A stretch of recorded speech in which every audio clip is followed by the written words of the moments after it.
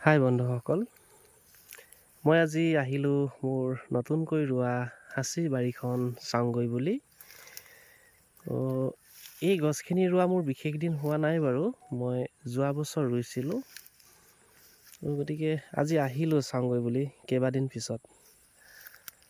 গছবিলাক গঠননো কেনেকুৱা হৈছে তাকে চাওঁ বুলি।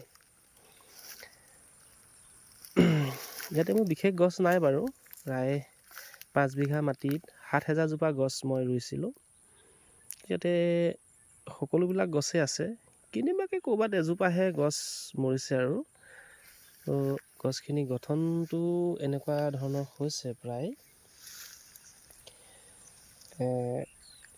তাকে মই আজি ভিডিঅ'টো বনালোঁ যে যিসকল চাচি খেতিয়কৰ চাচিৰ ওপৰত বিশেষ অভিজ্ঞতা আছে, তো তেওঁলোকৰ পৰা মই জানিবৰ কাৰণে ভিডিঅ'টো প্ৰস্তুত কৰিছোঁ। এই গছবিলাক কি কৰিলে ইয়াতকৈ গঠনটো আৰু ভাল হ'ব বা ইয়াতকৈ উন্নত কৰিব পাৰি, সেইকাৰণে মই বনাইছোঁ। তেওঁলোকে কমেণ্ট কৰি জনাবচোন, অভিজ্ঞ থকাসকলে। অৱশ্যে ইয়াত অকণমান ঘাঁহ বন গজিছে, এতিয়া বাৰিষা আগে আগে মই চাফ চিকুণ কৰিম। সেইকাৰণে মই যেনিবা আজি ভিডিঅ'টো বনালোঁ। তো অভিজ্ঞ থকা হ'লে নিশ্চয় জনাব আপোনালোকে, যিসকলৰ অভিজ্ঞতা আছে। আপোনালোকৰ পৰা কিছু উপকৃত হ'ম বুলি মই ভাবিলোঁ। ধন্যবাদ সকলোলৈকে।